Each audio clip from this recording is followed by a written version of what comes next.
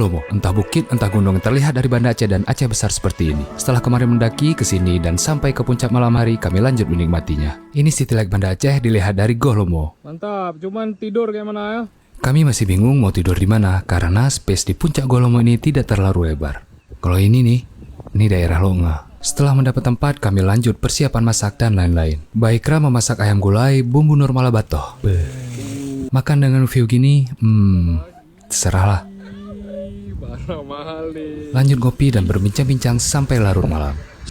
Sebelum tidur, Bang Ikram memasak lagi nugget goreng untuk penutup malam ini dan langsung tidur.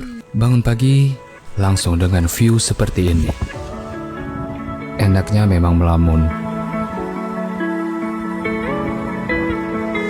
Terlihat pagi hari kota Banda Aceh, Gunung Selawah, dan Aceh besar.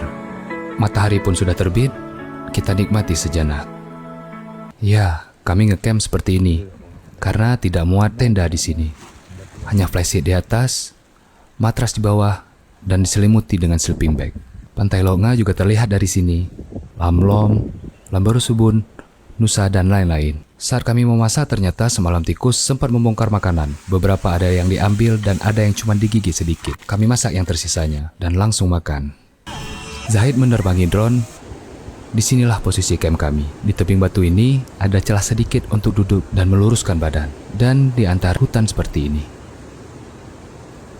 Tiba-tiba mulai berawan, kami bersiap untuk turun. Karena kalau hujan susah turun trek yang curam seperti kemarin. Pokoknya udah siang, udah sarapan sekalian makan siang. Ini persiapan turun dan turunnya kayak mana?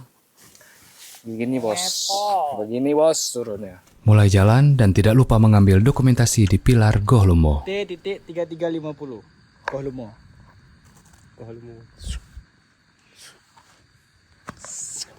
Kami mulai turun, merangkak pelan-pelan di trek seperti ini.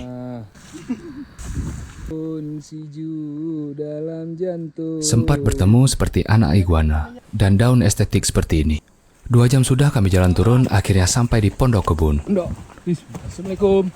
Ambil air bersih lagi, Bang Ikram memasak mie instan. Zahid istirahat, Rahmat panitia zakat.